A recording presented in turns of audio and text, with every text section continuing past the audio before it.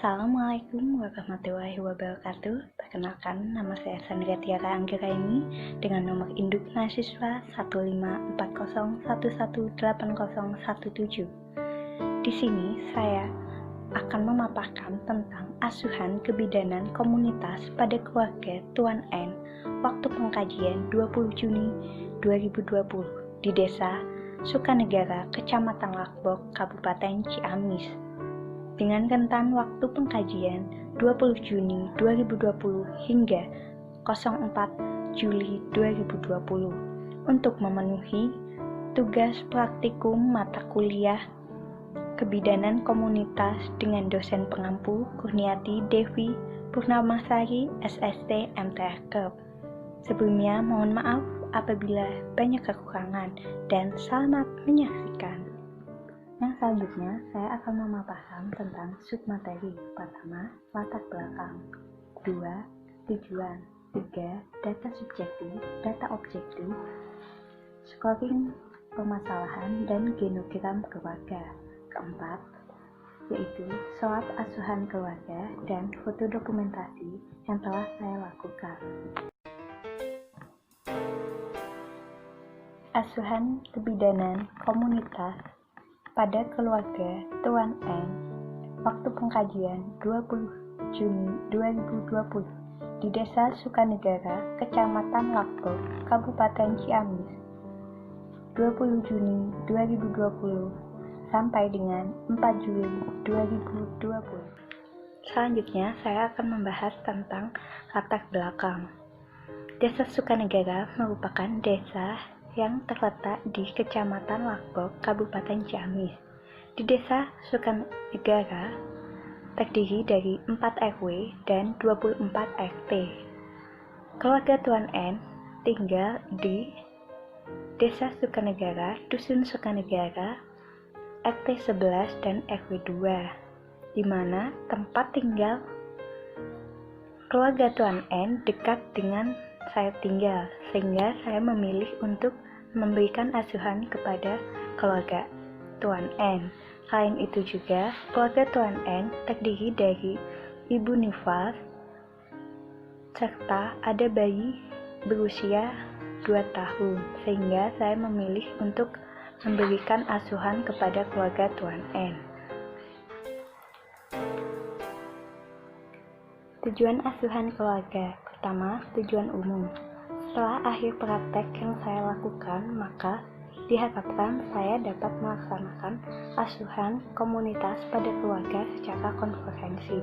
Kedua, yaitu tujuan khusus, di mana setelah saya melakukan praktek pada keluarga N, diharapkan saya dapat melakukan kajian kepada keluarga Tuan N, khususnya tentang bendungan ASI.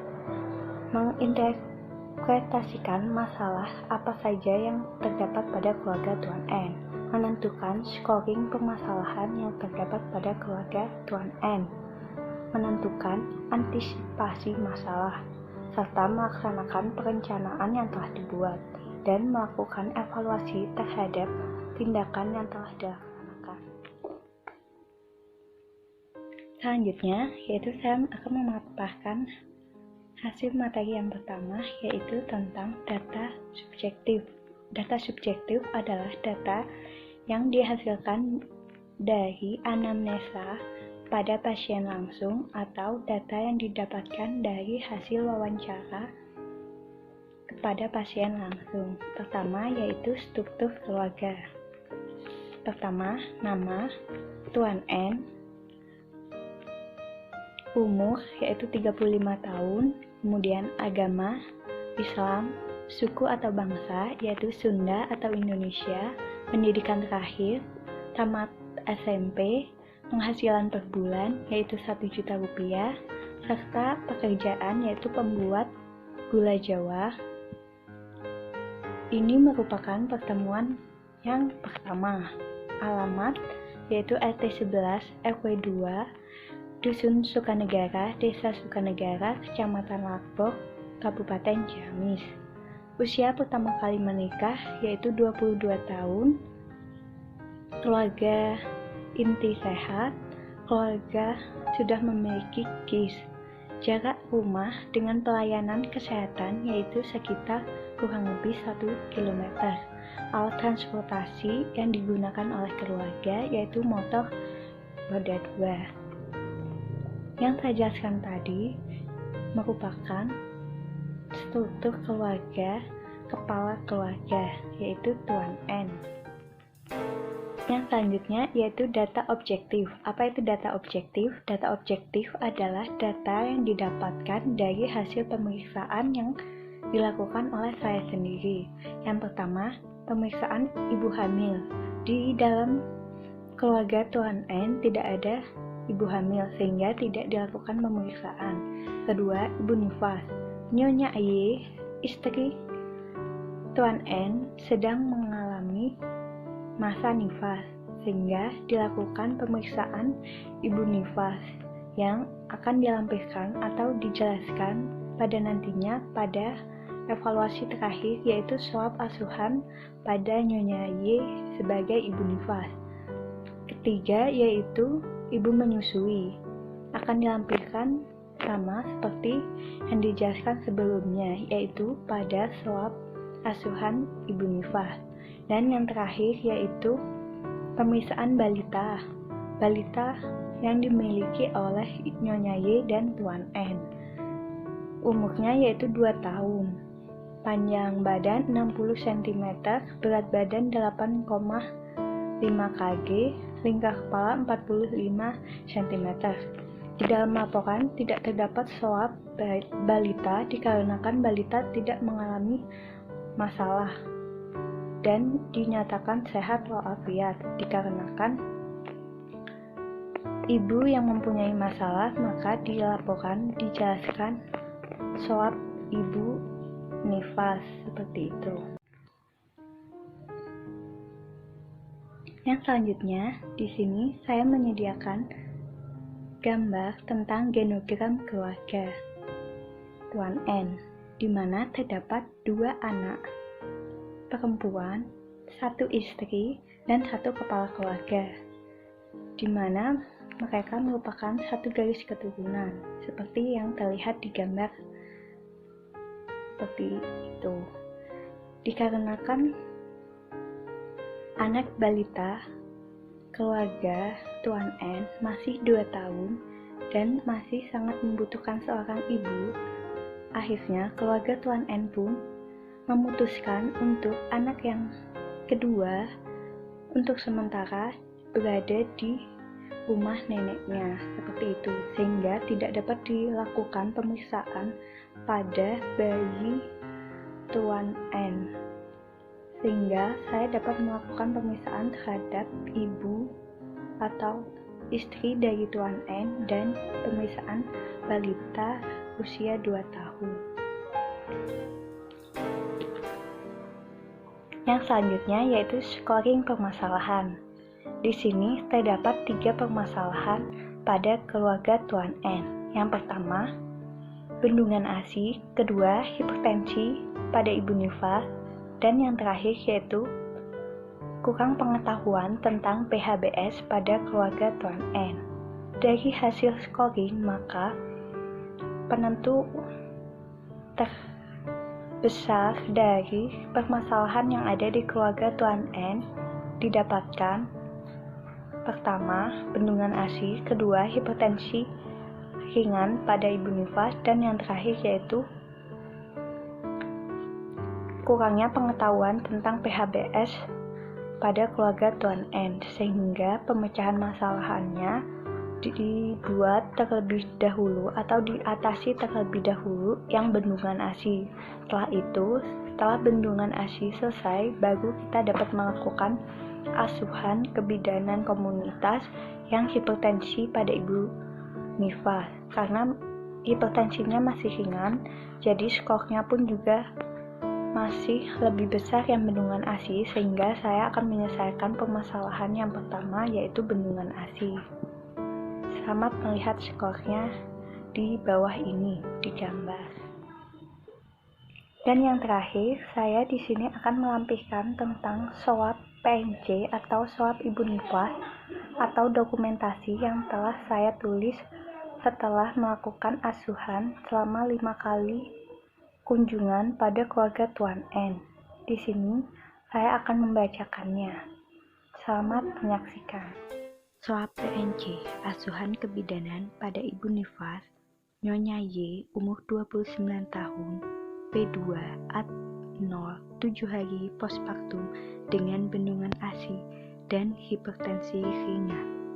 Hari tanggal pengkajian Sabtu 20 Juni, waktu pengkajian 16.30 sampai selesai WIB.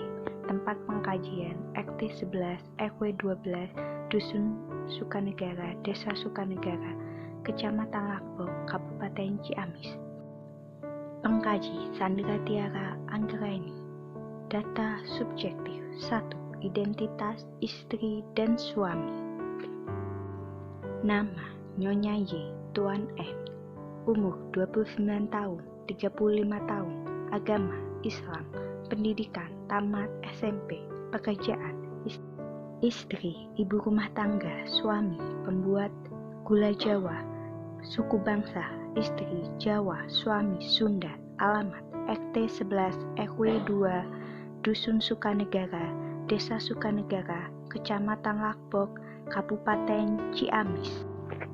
Keluhan utama, ibu mengatakan merasa pusing dan susah tidur pada malam hari, serta payudaranya keras dan sakit. 3. Riwayat obstetri. A. Riwayat menstruasi. Ibu mengatakan pertama kali haid usia sekitar kurang lebih 12 tahun, lamanya haid 6 hari, banyaknya darah 4-5 kali ganti pembalut dalam satu hari, dengan siklus 28 hari dan tidak ada keluhan. B. Riwayat kehamilan dan persalinan yang lalu. Ibu mengatakan ini merupakan kehamilan dan kelahiran anak kedua. Ibu mengatakan saat hamil rutin memeriksakan kehamilannya ke bidan.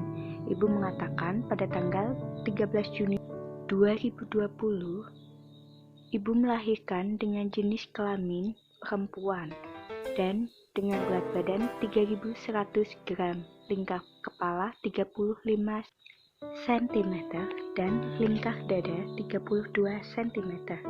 4. Riwayat ginekologi. Ibu mengatakan tidak pernah atau sedang menderita penyakit yang berhubungan dengan alat reproduksi. 5. Riwayat kesehatan. Tidak pernah atau sedang menderita penyakit kronis dan tidak mempunyai riwayat penyakit di keluarga.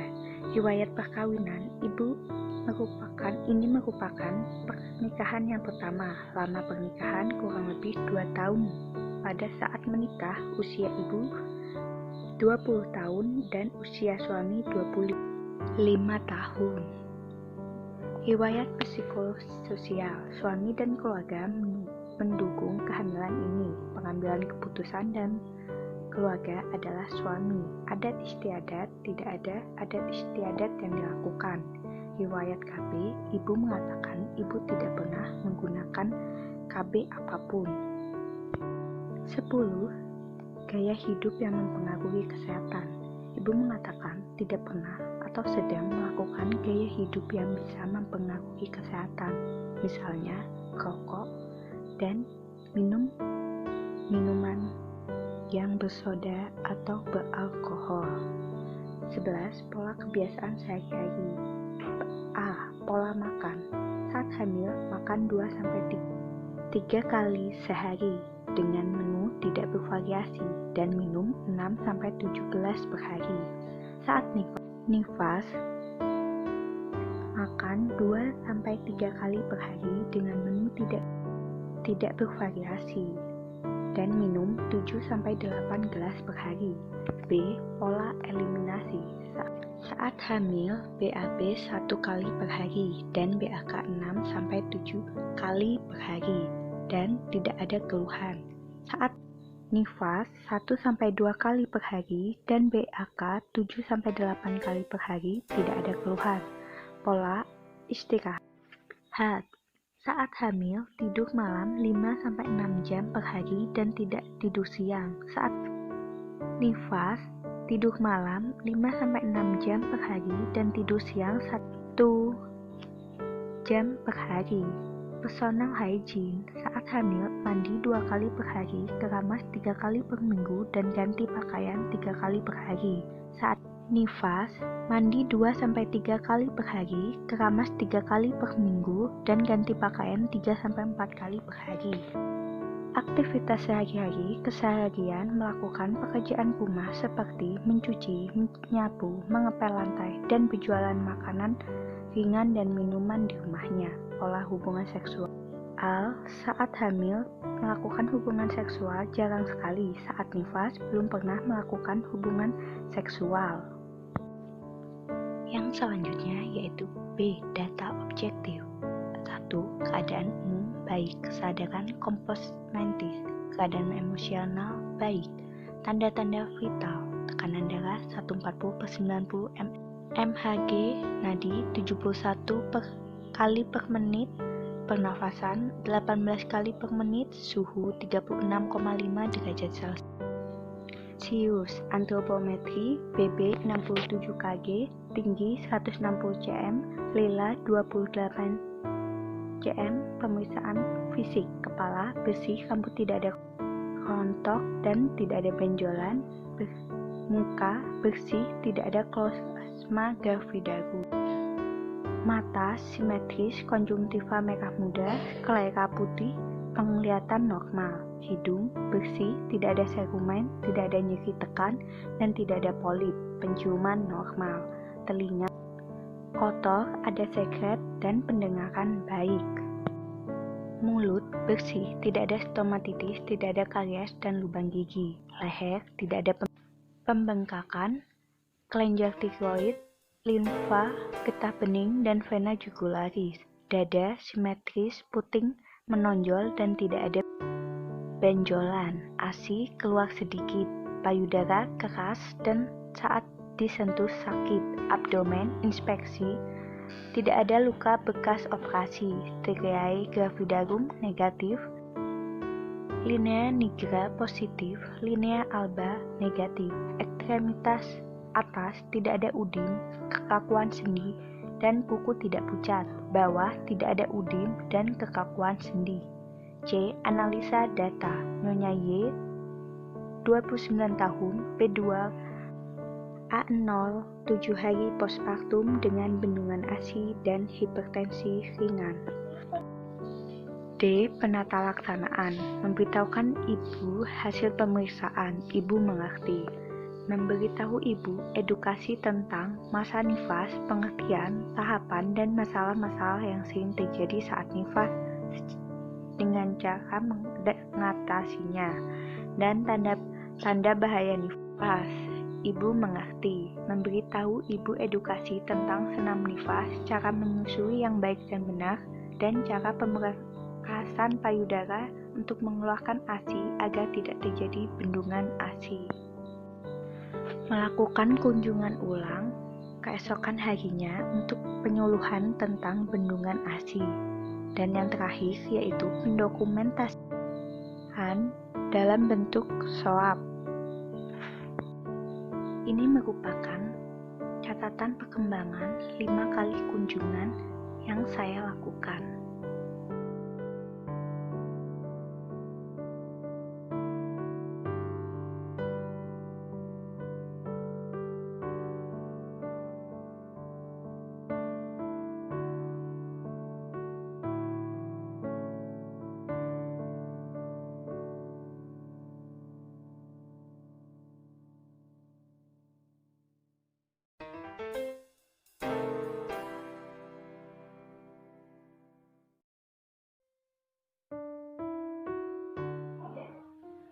Ini merupakan leaflet atau brosur yang saya berikan kepada pasien. Terdapat 2 brosur karena saya telah melakukan asuhan atau melakukan pemecahan masalah pada keluarga Tuan N 2. Dengan rentan waktu 2 minggu, saya bisa menyelesaikan permasalahannya hanya 2, dan yang satu tidak saya selesaikan. Yang pertama yaitu leaflet tentang bendungan ASI, dan yang kedua yaitu leaflet tentang hipertensi ringan. Selanjutnya, saya akan membacakan hasil kesimpulan dari asuhan kebidanan komunitas yang telah saya berikan. Pertama, yaitu kesimpulan. Asuhan kebidanan komunitas pada keluarga Tuan N dapat berjalan dengan lancar, walaupun sempat terdapat kendala namun dapat teratasi. Keluarga Tuan N sangat menerima baik asuhan yang telah saya berikan, dan hasilnya dari evaluasi ada perubahan yang pada mulanya keluarga Tuan N, khususnya Nyonya Y, kurang mengetahui masalah-masalah pada masa nifas seperti bendungan ASI, dan mereka telah memahami tentang pengetahuan apa itu bendungan ASI, gejala, penyebab, dan dapat mempraktekkan beberapa asuhan yang telah saya berikan seperti pemijatan atau perawatan payudara, cara mengeluarkan ASI yang baik dan benar, cara menyimpan ASI, serta dapat melakukan menyusui bayi dengan baik dan benar.